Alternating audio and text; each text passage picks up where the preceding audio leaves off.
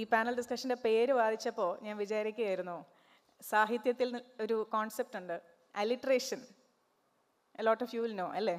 അപ്പോൾ ആ അലിട്രേഷനെ വളരെ മനോഹരമായി ഉപയോഗിക്കുന്ന ഒരു പേരാണ് cultural crossroads, the clash and convergence of tradition and modernity. What a beautiful name has been coined for the session, and it is going to be a beautiful panel discussion on the stage as well.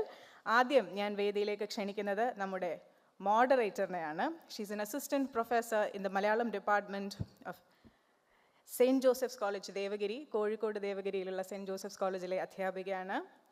Shilpa Chandran, can we have you on stage? Yes.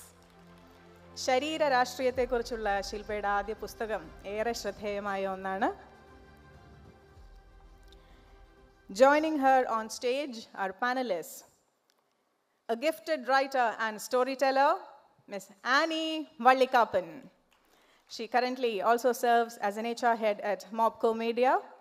കാവൽക്കാരി, നീർദിൻ്റെ പുസ്തകങ്ങൾ തുടങ്ങിയ പുസ്തകങ്ങൾ നമുക്കറിയാം. Has an exciting body of work.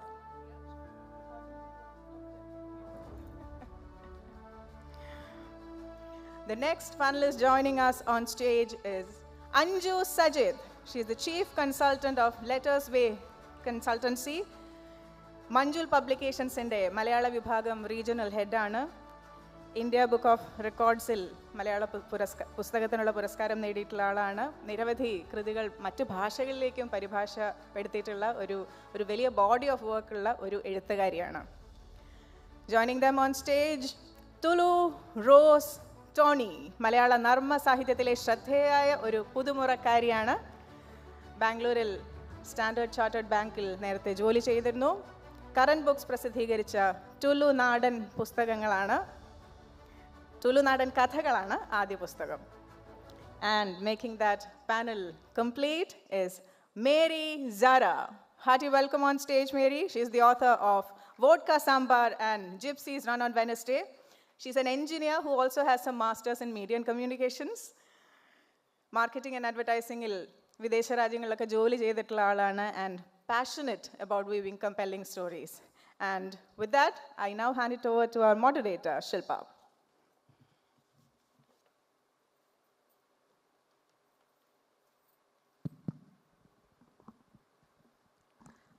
Hi, എല്ലാവർക്കും നമസ്കാരം.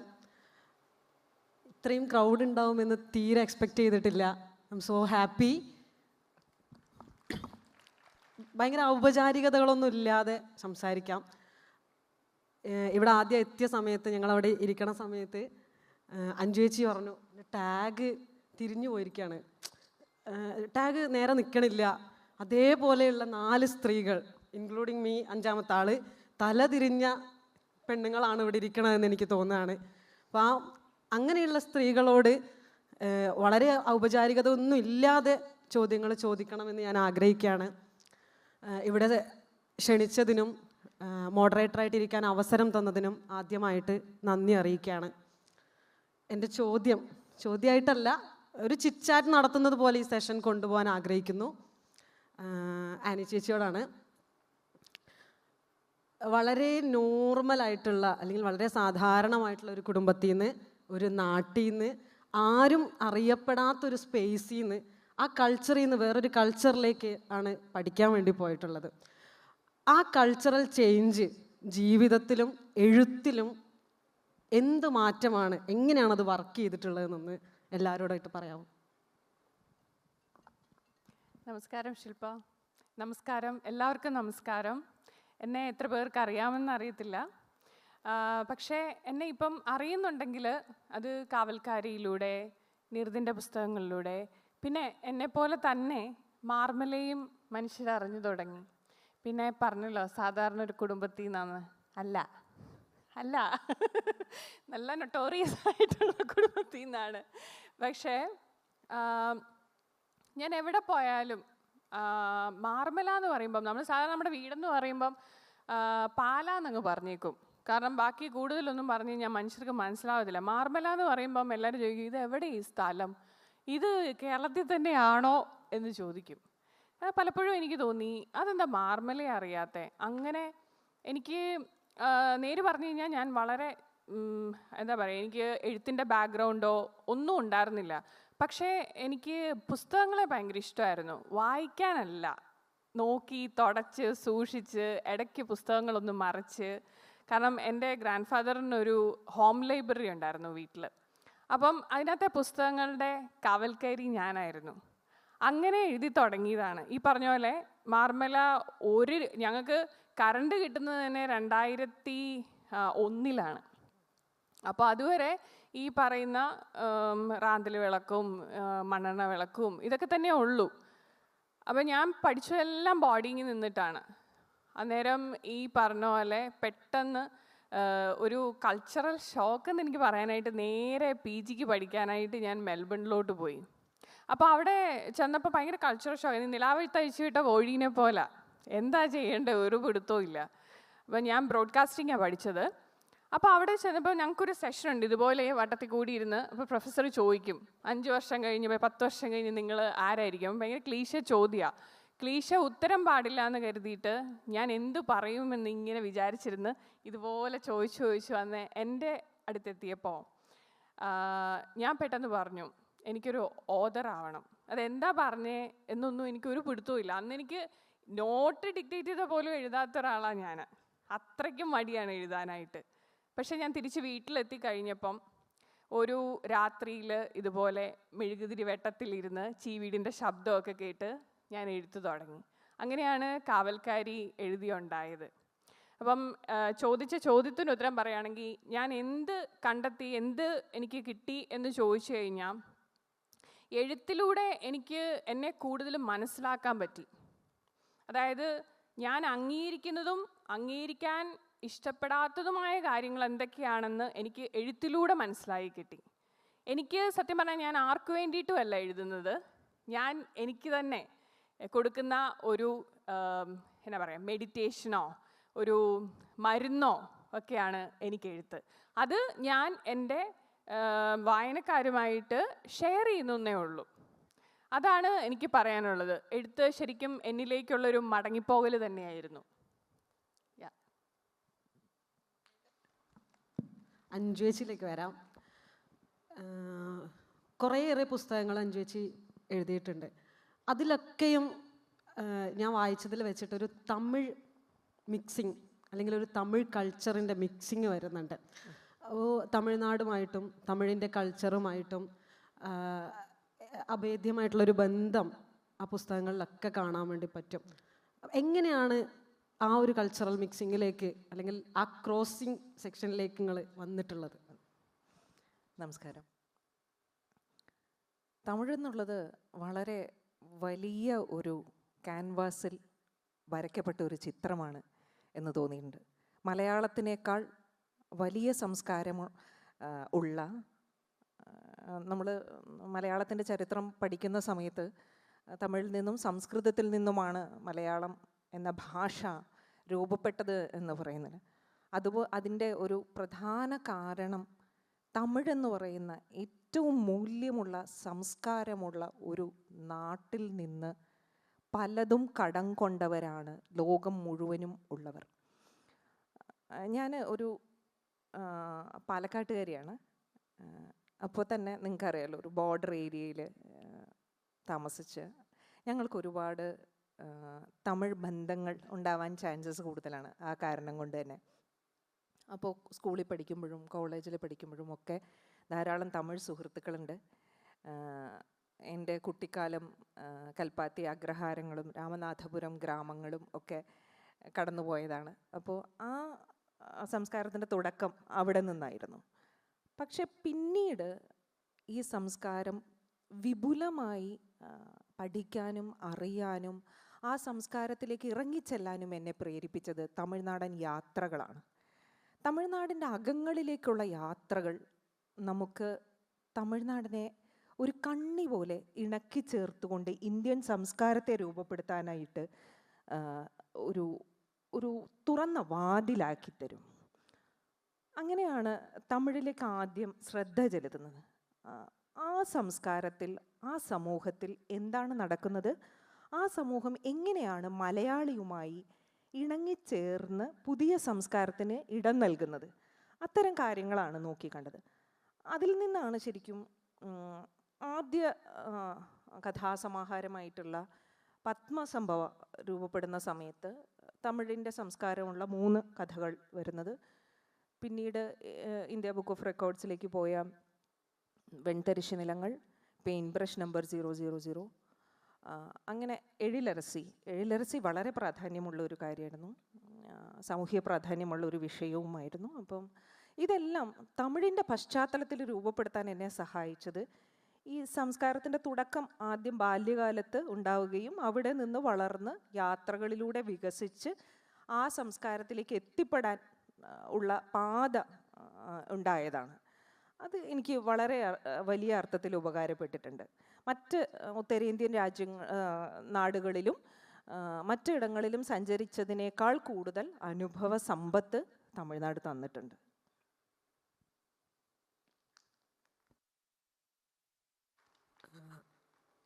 ഇനി അടുത്തതായിട്ട് ഭയങ്കര interesting ആയിട്ടുള്ളൊരു പേഴ്സണിലേക്കാണ് ഞാൻ പോകുന്നത്. എനിക്ക് തോന്നുന്നു സഞ്ജയൻ എന്ന എഴുത്തുകാരൻ നമുക്ക് എല്ലാവർക്കും പരിചയമുണ്ട്. മലയാളത്തിൽ ഹാസ്യ സാഹിത്യം എഴുതുന്നതിൽ അല്ലെങ്കിൽ നർമ്മ സാഹിത്യം എഴുതുന്നതിൽ മലയാള ഭാഷയ്ക്ക് പുരുഷാധിപത്യത്തിൻ്റെ ഒരു കുത്തക ഉണ്ട് എന്ന് വിശ്വസിക്കുന്ന ഒരാളാണ് ഞാൻ. അതിനെയൊക്കെ ഭേദിക്കാൻ പറ്റുന്ന ഒരു വ്യക്തിയാണ് ടുലു, TRT അല്ലേ. അപ്പോൾ ടുലു ചേച്ചീൻ്റെ അടുത്ത് നമുക്ക് ചോദിക്കാം, പുള്ളിക്കാരുടെ എഴുത്ത് എന്ന് പറയുന്നത് നമ്മൾ ആരെങ്കിലും സെൽഫ് ട്രോൾ ചെയ്യാറുണ്ടോ? കുറേ മനുഷ്യരുണ്ടല്ലോ, ഊക്ക് കിട്ടണ മനുഷ്യന്മാരുണ്ടാവും എല്ലാ ഏതെങ്കിലും ഒരു ഗ്രൂപ്പിൽ ഒരാൾ എപ്പോഴും ഊക്ക് വാങ്ങിക്കുന്ന ഒരാൾ എല്ലാ ദിവസവും ഉണ്ടാവും.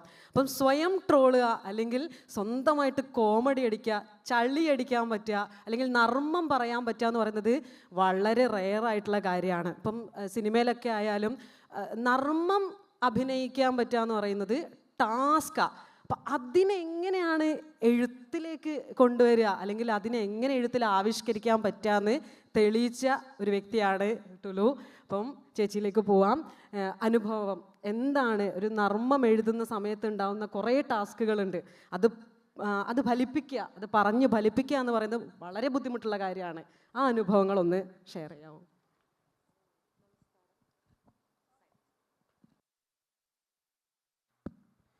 ഹലോ, എല്ലാവർക്കും നമസ്കാരം. നർമ്മം എഴുതുക എന്ന് പറയുന്നത് എനിക്ക് പറയാനും ഇഷ്ടമാണ്, എഴുതാനും ഇഷ്ടമാണ്. അപ്പോൾ എനിക്ക് തന്നെ അറിയാത്ത എന്നിൽ ഉണ്ടായിരുന്ന ഒരു സംഭവമാണ് ഈ എഴുത്തെന്ന് പറയുന്നത്. ഞങ്ങൾ ഫാമിലി അടക്കം എല്ലാവരും അങ്ങോട്ടും ഇങ്ങോട്ടും ട്രോൾ ചെയ്തുകൊണ്ടിരിക്കുന്ന അതിപ്പം ട്രോൾ ചെയ്യുക എന്നുള്ള ഒരു ഇതിൽ പണ്ട് അങ്ങോട്ടും ഇങ്ങോട്ടും നീ അവനെ വാരുന്നു, എന്നാ അങ്ങനെ വാരുന്നു, ഇങ്ങനെ പറഞ്ഞുകൊണ്ടിരിക്കുന്ന ഒരു ഫാമിലിയിൽ വളർന്നു വന്ന അല്പമല്ല അത്യാവശ്യം നല്ല രീതിക്ക് ഭ്രാന്തുള്ള ഒരു ഫാമിലിയിൽ നിന്ന് വന്ന ആളാണ് ഞാൻ. അപ്പം അത് ഞങ്ങളുടെ വീട്ടുകാരും സമ്മതിച്ചു തരത്തില്ല. പക്ഷേ ഭ്രാന്തുണ്ട്, ആക്ച്വലി ഭ്രാന്തുണ്ട് ആ ഫാമിലിക്ക്. അപ്പം അങ്ങനെ വന്നപ്പം ഞാൻ ഡിഗ്രിക്കൊന്നും പഠിക്കുമ്പോൾ നമ്മൾ ആസ് യൂഷ്വൽ എപ്പോഴും ഒരു ഡയറി എഴുതുക, അത്രയ്ക്കേ ഉള്ളൂ എഴുത്തെന്ന് പറയുന്നത്. പിന്നെ വായന ഉണ്ടായിരുന്നു, നല്ല പോലെ വായിക്കുമായിരുന്നു, പല ടൈപ്പ് എല്ലാവരുടെയും വായിക്കുമായിരുന്നു. അപ്പോൾ എഴുതുന്ന ഒരു രീതി എങ്ങനെയാണെന്നൊക്കെ ഉള്ളതൊക്കെ അറിയാം. പക്ഷെ നമുക്കത് ഇവിടെ ഒരു പ്ലാറ്റ്ഫോം ഉണ്ടായിരുന്നില്ല ആ സമയത്തൊന്നും എഴുതാനായിട്ട്. അത് കഴിഞ്ഞ് നമ്മൾ ബാങ്കിൽ ഡിഗ്രി കഴിയുന്നു, ബാങ്കിൽ വർക്ക് ചെയ്യുന്നു, കല്യാണം കഴിഞ്ഞ് ആസ് യൂഷ്വൽ പിന്നെ കുട്ടികളുണ്ടായി കഴിഞ്ഞ് തല്ലും വഴക്കും തുടങ്ങുന്നു.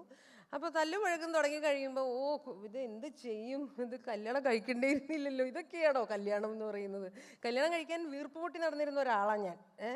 അത് കഴിഞ്ഞ് പിന്നെ കല്യാണം കഴിച്ച് കഴിഞ്ഞപ്പോൾ ഇത് വേണ്ടായിരുന്നു ഈ പരിപാടി, അങ്ങനെയൊക്കെ ആയി തുടങ്ങി. അങ്ങനെ ഞാൻ ആ സമയത്താണ് ഫേസ്ബുക്കിലേക്ക് ഞാൻ ജസ്റ്റ് ഒന്ന് ഇത് ചെയ്യുന്നത്. എനിക്കറിയത്തില്ലായിരുന്നു എന്താണ് ഫേസ്ബുക്ക് എന്നൊന്നും. അപ്പോഴാണ് ഫ്രണ്ട്സ് പറഞ്ഞത്, നിനക്ക് എഴുതാൻ ഇഷ്ടമുണ്ടെങ്കിൽ അത് നല്ലൊരു പ്ലാറ്റ്ഫോമാണ്. അപ്പം എന്തെടുത്ത് വെച്ച് എഴുതും, ഇത് ഇത് ചെയ്യാനായിട്ട് എന്തെങ്കിലും ചെയ്യണ്ടേ, എന്തെങ്കിലും കയ്യിൽ വേണമല്ലോ എഴുതാൻ. ഒന്നും എഴുതാനില്ല, ഒന്നുമില്ല. അങ്ങനെ ഇരിക്കുമ്പോഴാണ് ഞാനും ഹസ്ബൻഡും തമ്മിലുള്ള ഒരു വഴക്ക് എന്ന് പറഞ്ഞു കഴിഞ്ഞാൽ മിക്ക ദിവസവും വഴക്കാണ്. വഴക്കിൽ നിന്ന് രക്ഷപ്പെടാൻ അങ്ങോട്ടും ഇങ്ങോട്ടും വിട്ടുകൊടുക്കത്തില്ല, ഫുൾ തല്ലാണ്. അപ്പോൾ ഞാൻ പിന്നെ വിചാരിച്ചു എന്തെങ്കിലും ആവട്ടെ, നമ്മൾ എന്താ പറയുക, പണ്ട് ഇന്നസെൻ്റ് പറഞ്ഞിട്ടുള്ള പോലെ നല്ലൊരു കുടുംബത്തിന് വിനയം വളരെ വളരെ അത്യാവശ്യമാണെന്ന് പറയില്ലേ, അല്ലെങ്കിൽ എന്താ മൗനം വളരെ വളരെ അത്യാവശ്യമാണെന്ന് പറയുന്ന പോലെ ഞാൻ എഴുതാൻ തുടങ്ങിയെന്ന് വെച്ച് കഴിഞ്ഞാൽ കുഞ്ഞു കുഞ്ഞു ഇതുകളായിട്ട് എഴുതാൻ തുടങ്ങി, ഫേസ്ബുക്കിൽ പോസ്റ്റ് ചെയ്യാൻ തുടങ്ങി. ഞാൻ എഴുതിക്കൊണ്ടിരിക്കുമ്പം കെട്ടിയവൻ വന്നിട്ട് എന്താ ചെയ്യുന്നത്, മിണ്ടരുത് ഞാൻ എഴുതുക, ഒരു കുന്തവും ഇല്ല, ചുമ്മാ ഇരുന്ന് കാണിക്കും. പുള്ളിക്കാരൻ അങ്ങ് പോയിക്കോളും. പിറ്റേ ദിവസമൊക്കെ ഞങ്ങൾ വീണ്ടും നോർമൽ ആയിക്കോളും. അങ്ങനെ എനിക്ക് എഴുതാനും പറ്റാൻ തുടങ്ങി. അങ്ങനെ ഞാൻ എൻ്റെ ആദ്യത്തെ ചുമ്മാ ഒരു തമാശ എഴുതി ഫേസ്ബുക്കിലിട്ടപ്പോൾ അത് ഭയങ്കരമായിട്ട് റീച്ചായി. അപ്പം എനിക്ക് തോന്നിക്കൊള്ളാലോ സംഭവം, നമ്മൾ 4 ആൾക്കാർ. പിന്നെ ഈ എഴുത്തിൻ്റെ വഴി കൂടെ കുറേ എഴുതാൻ തുടങ്ങിയപ്പം ഒരുപാട് പേര് ഫാൻസ് വരുന്നു, എന്ത് രസമായിട്ടാണ് എഴുതുന്നതെന്ന് പറയുന്നു, ഇങ്ങനെ തമാശ വരുന്നതെന്ന് പറയുന്നു. അപ്പം നമുക്ക് ഓട്ടോമാറ്റിക്കലി ഒരു അഹങ്കാരവും സംഭവമൊക്കെ വരുമല്ലോ, ഞാൻ എന്തോ സംഭവമാണ് എന്നുള്ള ഒരു ഇതൊക്കെ വരുമല്ലോ. അതെനിക്ക് വന്നു. അപ്പോൾ വന്നു കഴിഞ്ഞപ്പോൾ ഞാൻ പതുക്കെ ഒരു ദിവസം തമാശ എഴുതുവാണെങ്കിൽ 2 ദിവസം കഴിയുമ്പോൾ ഒരു കഥ എഴുതിയിടാം എന്നുള്ള, അങ്ങനെ കഥകളും ഞാൻ എഴുതിയിരുന്നു എന്നുള്ളതാണ് സത്യം. കഥകൾ എഴുതാൻ തുടങ്ങിയപ്പോൾ പതുക്കെ കുറച്ച് ആൾക്കാർ തുടങ്ങി, ടൂലു കഥ എഴുതണ്ട കേട്ടോ. അപ്പോൾ ഞാൻ എന്താ, എനിക്ക് കഥ എഴുതിയാൽ പറ്റത്തില്ലേ? അപ്പം അല്ല, കഥ എഴുതാൻ ഇവിടെ കുറേ നല്ല ആൾക്കാരുണ്ട്, നീ തമാശ എഴുതിയാൽ മതി എന്ന് പറഞ്ഞു. അങ്ങനെ ഞാൻ കഥകൾ മാറ്റി വെച്ച് പിന്നെ ഈ എന്താ പറയുക, തമാശകളിലേക്ക് കടന്നു. ഈ തമാശകൾ മുഴുവൻ എൻ്റെ ലൈഫിൽ ഉണ്ടായിട്ടുള്ള കാര്യങ്ങളാണ്. എൻ്റെ ചെറുതിലേ തൊട്ടുള്ള കാര്യങ്ങളും എല്ലാത്തിലും തമാശ ഞാൻ ആഡ് ചെയ്യുന്നതല്ല. അത് ഉണ്ടായ കാര്യങ്ങൾ അങ്ങനെ ഞാൻ പകർത്തി എഴുതുമ്പം ഇപ്പോൾ നമുക്ക് എഴുത്തിൻ്റെ ഒരു ഫോർമാറ്റ് അറിയാവുന്നതുകൊണ്ട് അതെനിക്ക് ഈസിയാണ് ഒന്നും കൂടെ. അതാണ് ഞാൻ പറയുന്നത്, വായിക്കുവാണെങ്കിൽ നമുക്ക് എങ്ങനെ എഴുതാം എന്നുള്ള ഒരു ഐഡിയ ഓരോ ബുക്കിൽ നിന്നും നമുക്ക് കിട്ടും. അപ്പോൾ അത് ചെറുതിലോട്ട് കിട്ടിയതുകൊണ്ട് അതെനിക്ക് എന്നെ ഹെൽപ്പ് ചെയ്തിട്ടുണ്ട്. അങ്ങനെ തമാശ, പിന്നെ ഈ പറഞ്ഞ സെൽഫ് ട്രോളിൻ്റെ ഇത്. ഇപ്പം ഞങ്ങൾക്കൊരു ഗ്രൂപ്പുണ്ട്. ഞങ്ങൾ ഒരു 11 പേരടങ്ങുന്ന എല്ലാം പെണ്ണുങ്ങൾ, 10, 30, 35 വയസ്സ്, 40 ഒക്കെയുള്ള പെണ്ണുങ്ങൾ. ഞങ്ങളെ തന്നെ വിശേഷിപ്പിക്കുന്നത് തള്ള വൈബ്സ് അല്ലെങ്കിൽ തള്ളജീസ്. അപ്പോൾ ഞങ്ങൾ അവിടെ ഇവിടെയും പോകുമ്പോൾ എൻ്റെ പൊന്ന് തള്ളയൊന്നും മിണ്ടായിരിക്കുന്നു പറയുമ്പം അപ്പുറത്തെ ആൾക്ക് കയറി നമ്മളെ തള്ളാന്ന് വിളിക്കാൻ പറ്റത്തില്ല. നമ്മളെ തന്നെ ട്രോൾ ചെയ്തുകൊണ്ടിരിക്കുകയല്ലേ. അപ്പോൾ അവർക്ക് പറ്റത്തില്ല, നമ്മളെ കളിയാക്കാൻ പറ്റത്തില്ല. അപ്പം എൻ്റെ എല്ലാത്തിലും എൻ്റെ അപ്പൻ, എൻ്റെ കെട്ടിയവൻ, എൻ്റെ കുട്ടികൾ, എൻ്റെ അമ്മ, എൻ്റെ ചേട്ടൻ, എല്ലാവരെയും ഞാൻ ട്രോൾ ചെയ്തിട്ടുണ്ട്. കാരണം ആരും അവരെ കുറ്റം പറയണ്ട, എനിക്ക് മാത്രമേ അവരെ കുറ്റം പറയാനുള്ള അവകാശമുള്ളൂ. അപ്പോൾ അവരതൊക്കെ കേട്ട് ചിരിക്കുന്നു, ആൾക്കാർ ചിരിക്കുന്നു. ഞാൻ എൻ്റെ ഒരു പ്രസവത്തിൻ്റെ കഥ എഴുതിയിട്ടുണ്ട്. അത് വായിച്ച് അതൊക്കെ എഴുതി കഴിഞ്ഞിട്ട് ഞാൻ വായിച്ചിട്ട്, ദൈവം ഇതൊക്കെ ഇത്രയും സിമ്പിളായിരുന്നോ ഈ പ്രസവം എന്നൊക്കെ പറയുന്നത്. കാരണം ആദ്യത്തെ പ്രസവം എന്നൊക്കെ പറയുന്നതിന് ഞാൻ അനുഭവിച്ച് കൂട്ടിയതിന് എനിക്ക് ആ ഹസ്ബൻഡിനെ വെറുത്തു പോയിട്ടുള്ള സമയമാണ് അതൊക്കെ. ഹസ്ബൻഡിനെയും വീട്ടുകാരെയും എല്ലാവരെയും വെറുത്തു പോയിട്ടുള്ള പ്രസവം കഴിഞ്ഞിട്ട് ആ കൊച്ചിനെ എനിക്ക് കാണിച്ച് തരുമ്പം ഞാൻ കിടന്നിങ്ങനെ ഷിവർ ചെയ്തുകൊണ്ടിരിക്കുകയാണ്. അപ്പോൾ കുറച്ച് കഴിഞ്ഞ് എല്ലാം കഴിഞ്ഞ് വീട്ടിൽ, അപ്പോൾ ഞാൻ ആ കുട്ടീനെ നോക്കിയത് ആൺകുട്ടിയാ എന്ന് പറഞ്ഞാൽ ശരി എന്ന് പറഞ്ഞിട്ട് ഞാൻ കിടന്ന് നീക്കുന്നു. അത് കഴിഞ്ഞ് റൂമിലെത്തി കഴിഞ്ഞപ്പോൾ ഹസ്ബൻഡ് ചോദിച്ചു, നീ സന്തോഷം കൊണ്ട് കിടന്ന് വിറക്കിയായിരുന്നു എന്ന് പറഞ്ഞല്ലോ കൊച്ചിനെ കണ്ടിട്ട്. ഞാൻ പറഞ്ഞു, സന്തോഷം കൊണ്ടല്ല, വേദന എടുത്തിട്ടാണ് മനുഷ്യന്. കാര്യം സിസേറിയൻ ആയിരുന്നു, പക്ഷെ എനിക്ക് നല്ല പെയിനായിരുന്നു. എനിക്ക് ആ സമയത്ത് കൊച്ചിൻ്റെ മുഖം ഒന്നുമില്ല. അപ്പം പെണ്ണുങ്ങളുടെ ഈ വക എന്താ പറയുക, ഇങ്ങനെയുള്ള ഇതുകൾ അതിനെ ഗ്ലോറിഫൈ ചെയ്ത് വെച്ചിരിക്കുന്നത് സുഖപ്രസവം എന്ന് പറഞ്ഞിട്ടുള്ള കുറേ സംഭവങ്ങളിൽ ആക്കി വെച്ചിരിക്കുന്നതിനോട് എനിക്ക് ഒരു സുഖമില്ലാത്ത സംഭവമാണത്. സിസേറിയൻ ആയാലും ശരി, പ്രസവമാണെങ്കിലും ശരി, നിങ്ങൾക്കതിന് മനഃശക്തിയും ഒക്കെ ഉണ്ടെങ്കിൽ മാത്രം ആ ഒരു സംഭവത്തിന് മുതിരുക എന്ന് മാത്രമേ എനിക്ക് പറയാനുള്ളൂ. അപ്പോൾ ഇതിങ്ങനെയാണ് നമ്മൾ സംസാരിക്കുന്ന രീതിയിൽ തന്നെ ഓരോന്ന് എഴുതുന്നു. ആ എഴുത്ത് ഇപ്പം ഒരുപാട് നാളുകൾക്ക് ശേഷം ആനി പറഞ്ഞിട്ടാണ് ബുക്കാക്കിയത്. ഒരുപാട് നാളായി ബുക്ക് ആക്കണം എന്ന് വിചാരിക്കുന്നു, പക്ഷേ എനിക്ക് ഭയങ്കരമായിട്ട് മടിയുള്ള ആളാണ്. പക്ഷെ ഇപ്പം നല്ല രീതിക്ക് അത് പോയിക്കൊണ്ടിരിക്കുന്നു എന്നറിയുന്നതിൽ സന്തോഷമുണ്ട്. അപ്പം ഇനിയും സെൽഫ് ട്രോളുകൾ തുടർന്നുകൊണ്ടേയിരിക്കും. Thank you. അടുത്തതായിട്ട് സാറയിലോട്ട് പോകാം. എനിക്ക് തോന്നുന്നു ഇവിടെ വന്നിട്ട് ഞാൻ പെട്ടെന്ന് കണക്റ്റായൊരു വ്യക്തി സാറയാണ്. രണ്ടുപേരുടെയും ലൈഫ് ലൈൻസ് ഒരേപോലെ എനിക്ക് ഫീൽ ചെയ്തു. ഒരു ഹിപ്പി അല്ലെങ്കിൽ കൈൻഡ് ഓഫ് ഒരു ജിപ്സി ടൈപ്പുള്ള മനുഷ്യന്മാരായിരിക്കും. അപ്പോൾ എഴുത്തിൻ്റെ യാതൊരു ബാക്ക്ഗ്രൗണ്ടും ഇല്ലാതെ വന്ന ഒരാളാണ്. ആരുമില്ല, ഇപ്പം നമുക്ക് താപ്പാനകളൊക്കെ ഉള്ള പോലെ അങ്ങനൊരു സംഭവങ്ങളില്ലാത്ത ഒരാളാണല്ലോ. യാത്ര ചെയ്യുന്ന ഒരു വ്യക്തിയാണ്. യാത്രയിൽ നിന്ന് കിട്ടിയൊരു കൾച്ചറൽ ഫോർമേഷൻ ഉണ്ട്, അല്ലെങ്കിൽ സംസ്കാരങ്ങളെ നമ്മൾ പഠിക്കുന്നത് യാത്രയിലൂടെയാണ്. ഇപ്പോൾ അഞ്ജു ചേച്ചി പറഞ്ഞതുപോലെ ഓരോ യാത്രയിൽ നിന്നും നമ്മൾ കണ്ടുമുട്ടുന്ന മനുഷ്യർ, അവരുടെ ജീവിത രീതികൾ, ഭക്ഷണം, വസ്ത്രം, അങ്ങനെ കുറേ എലമെൻറ്റുകൾ നമ്മളെ വളരെയധികം സ്വാധീനിക്കും. ഒരു യാത്ര കഴിഞ്ഞ് വരുമ്പോൾ നമ്മൾ ഓരോരുത്തരും കൃത്യമായിട്ട് പുതുക്കപ്പെടും എന്നുള്ളതാണ് അതിൻ്റെ വസ്തുത. നമ്മൾ നമ്മളെ തന്നെ തിരിച്ചറിയാൻ വേണ്ടിയിട്ടാണ് നമ്മൾ യാത്രകൾ പോലും ചെയ്യുന്നത്. അപ്പോൾ അങ്ങനെയുള്ളൊരു യാത്രാനുഭവമോ അല്ലെങ്കിൽ അങ്ങനെയുള്ളൊരു സാംസ്കാരികമായിട്ടുള്ളൊരു കണ്ടെത്തലോ എഴുത്തിനെ സ്വാധീനിച്ചിട്ടുണ്ടോ, അല്ലെങ്കിൽ എഴുത്തിലേക്ക് അത് എത്രമാത്രം ബ്ലെൻഡായിട്ട് നിൽക്കുന്നുണ്ട് എന്നുള്ളത് ഒന്ന് ഷെയർ ചെയ്യാം. ഹലോ, നമസ്കാരം. എൻ്റെ പേര് മേരി സാര. ഞാൻ gypsies run on Wednesday, vodka sambar എന്നീ നോവലുകളുടെ ഓത്തറാണ്. അപ്പോൾ thank you Shilpa for this question. എനിക്ക് വളരെ പേഴ്സണലായിട്ടുള്ളൊരു ക്വസ്റ്റ്യനാണ്. And thank you Jain university for this platform and also wonderful authors were sitting next to me. അപ്പോൾ യാത്ര എന്ന് പറഞ്ഞു കഴിഞ്ഞാൽ ഞാൻ വളർന്നു വന്നത് തൃശ്ശൂരാണ്. അപ്പോൾ തൃശ്ശൂരാണെങ്കിൽ വൈകുന്നേരം 6 മണി കഴിഞ്ഞാൽ പെൺകുട്ടികൾ പുറത്ത് പോകരുത്, അങ്ങനെയുള്ളൊരു കൺസെപ്റ്റുള്ളൊരു സ്ഥലമായിരുന്നു. പക്ഷെ എൻ്റെ ഫാമിലി കുറച്ചും കൂടി നിനക്ക് 2 കാലില്ലേ നടന്നോ എന്ന് പറയുന്ന ഒരു വീട്ടുകാരായിരുന്നു. അപ്പോൾ എനിക്കെന്ന് പറഞ്ഞു കഴിഞ്ഞാൽ എനിക്ക് ഏറ്റവും വലിയ സന്തോഷം എന്ന് പറഞ്ഞു കഴിഞ്ഞാൽ എനിക്ക് എവിടെയെങ്കിലുമൊക്കെ പോകണം. അതായത് എനിക്ക് വേണമെങ്കിൽ മാർക്കറ്റിൽ പോയാലും മതി, പക്ഷെ പുറത്തിറങ്ങിക്കഴിഞ്ഞാൽ ഭയങ്കര സന്തോഷമാണ്. ഇപ്പം ഞാൻ പുറത്തിറങ്ങിക്കഴിഞ്ഞാൽ കാണുന്ന എല്ലാ മനുഷ്യരും എനിക്ക് കഥയാണ്. ഞാനിപ്പോൾ ആമസോണിൻ്റെ ഡെലിവറി ചേട്ടനാണ് ഇപ്പം എൻ്റെ ബെസ്റ്റ് ഫ്രണ്ട്. കാരണം എല്ലാ ദിവസവും ഡെലിവറി വന്നത് ഞങ്ങൾ നല്ല ബഡീസായി. ഞാൻ പുറത്തിറങ്ങിക്കഴിഞ്ഞാൽ ഞങ്ങളുടെ സെക്യൂരിറ്റി ചേട്ടൻ തൊട്ട് ഞാൻ ഒരു ഓട്ടോ കയറി കഴിഞ്ഞാൽ ഓട്ടോ ചേട്ടൻ വരെ എൻ്റെ ബഡിയാണ്. അപ്പോൾ ഇവരെല്ലാവരും പറയുന്നത് എനിക്ക് കഥകളാണ്. പിന്നെ എന്നെ കാണുമ്പോൾ എന്താണെന്ന് എനിക്ക് അറിഞ്ഞുകൂടാ. People open up to me. അപ്പോൾ അവരുടെ ലൈഫിൽ ഏറ്റവും പേഴ്സണൽ സീക്രട്സും തമാശകളും സങ്കടവും എല്ലാം എൻ്റെ അടുത്ത് പറയും. ഞാനിതിരുന്ന് കേൾക്കും. അപ്പോൾ ഒരു യാത്രയെക്കുറിച്ച് പറഞ്ഞപ്പോൾ ഒരു രസകരമായ അനുഭവം എന്ന് പറഞ്ഞാൽ എനിക്ക് തന്നെ ഗിഫ്റ്റ് ചെയ്യുന്നത് യാത്രകളാണ്. അപ്പോൾ ഞാൻ വലിയ കാര്യമായിട്ട് ഞാനൊരു സോളോ ട്രിപ്പ് പോകാൻ വിചാരിച്ചു. അപ്പോൾ എൻ്റെ 25th ബർത്ത്ഡേ വരാണ്. അപ്പോൾ 25ാമത്തെ ബർത്ത്ഡേ മൈൽ സ്റ്റോൺ, ഭയങ്കര സംഭവം. അങ്ങനെ ഞാൻ സേവ് അപ്പ് ഒക്കെ ചെയ്ത് വീട്ടിൽ പറഞ്ഞു, അമ്മേ ഞാൻ സോളോ ട്രിപ്പ് പോവാണ്. അപ്പോൾ പിറ്റേ ദിവസം അമ്മ കാണുന്നത് യുവതി ബഞ്ചി ജമ്പിങ് ചെയ്ത് മരിച്ചു. അപ്പോൾ അമ്മ പറഞ്ഞു, നീ ചാടാനാണോ പോണേ? ഞാൻ പറഞ്ഞു, അല്ലല്ല, എനിക്ക് സോളോ ട്രിപ്പാണ് പോണേ, അതിൽ ചാട്ടമൊന്നുമില്ല. അപ്പോൾ എങ്ങോട്ടാണ് പോണേ? അപ്പോൾ എനിക്ക് ഭയങ്കര ഒരു നമ്മളിങ്ങനെ സാധാരണ സ്ഥലത്തൊന്നും പോയിട്ട് കാര്യമില്ല, നമുക്ക് വെറൈറ്റി പിടിക്കണമല്ലോ. അപ്പോൾ ഞാൻ ജസ്റ്റ് ബഡ്ജറ്റൊക്കെ നോക്കി വെച്ചു. തായ്ലൻഡ് പിടിച്ചാലോ? ഇല്ല, ഒക്കില്ല. എന്നാൽ പിന്നെ ഞാൻ വിചാരിച്ചു നമുക്ക് ഇന്ത്യയുടെ ചുറ്റുവട്ടമുള്ള സ്ഥലം നോക്കാം. അപ്പോൾ ഇന്ത്യയുടെ ചുറ്റുവട്ടമുള്ളത് ഏതാ? നേപ്പാൾ, ശ്രീലങ്ക, പാകിസ്ഥാൻ, ഭൂട്ടാൻ. അപ്പോൾ ഞാൻ വിചാരിച്ചു ആരും കേൾക്കാത്ത സ്ഥലം ഭൂട്ടാൻ വെച്ച് പിടിക്കാം. പക്ഷെ എങ്ങനെ പോവും? അപ്പം അന്ന് ഞാൻ ബാംഗ്ലൂർ വർക്ക് ചെയ്തുകൊണ്ടിരിക്കുകയായിരുന്നു. അപ്പം ഞാൻ ബാംഗ്ലൂരിൽ നിന്ന് ഞാൻ നോക്കിയപ്പോൾ ഗുവാഹത്തി വരെ ഡയറക്റ്റ് ഫ്ലൈറ്റ് ഉണ്ട്. അത് കഴിഞ്ഞ് ഗുവാഹത്തിയിൽ നിന്ന് പോണത് എന്തോ 2-3 ട്രെയിനൊക്കെ പിടിച്ച് കഴിഞ്ഞാൽ അവിടെ എത്തും. അപ്പം ഞാൻ ബാംഗ്ലൂരിൽ നിന്ന് ഞാൻ ഫ്ലൈറ്റ് കയറി ഗുവാഹത്തി എയർപോർട്ട് വരെ എത്തി. അതുവരെ മഹാധൈര്യത്തിലിരുന്ന് ഞാൻ ഗുവാഹത്തി എയർപോർട്ട് എത്തിയപ്പോൾ എല്ലാ ധൈര്യവും ചോർന്ന് അമ്മേ എനിക്കിപ്പോൾ തൃശ്ശൂർ എത്തണം എന്ന് പറഞ്ഞ് കരച്ചിലായി. ആ എയർപോർട്ടിൽ എത്തിക്കഴിഞ്ഞപ്പോൾ ഒരാളെ നമുക്ക് പരിചയമില്ല. അവിടെ എനിക്ക് അത്ര വലിയ ഹിന്ദി അറിഞ്ഞുകൂടാ, ഇംഗ്ലീഷ് അറിഞ്ഞുകൂടാ, ഒന്നും കിട്ടുന്നില്ല. അപ്പോൾ ആകപ്പാടെ മരവിച്ചൊരവസ്ഥ. അപ്പോൾ ഞാനൊരു ഫ്രണ്ടിനെ ഫോൺ വിളിച്ചു. അപ്പോൾ ഞാൻ ഈ മായനദിയിൽ അപ്പൂനെ മോട്ടിവേറ്റ് ചെയ്യുന്ന പോലെ, നീ ഒരു യാത്രയ്ക്ക് ഇറങ്ങിയതല്ലേ, നിന്നെക്കൊണ്ട് സാധിക്കും എന്ന് പറഞ്ഞ് മഹാ മോട്ടിവേഷൻ. അപ്പം ഞാൻ അവിടെ നിന്ന് ദൈവം തമ്പുരാൻ അറിയാം ഏതോ ഒരു ക്യാബിൽ കയറി. അതൊരു വളരെ നല്ല മനുഷ്യനായിരുന്നു. അങ്ങേര് ആസാമിൻ്റെ കഥകളൊക്കെ പറഞ്ഞു തന്നു. അങ്ങനെ ഞങ്ങൾ ഗുവാഹത്തി ക്യാപിറ്റലൊക്കെ കണ്ടു.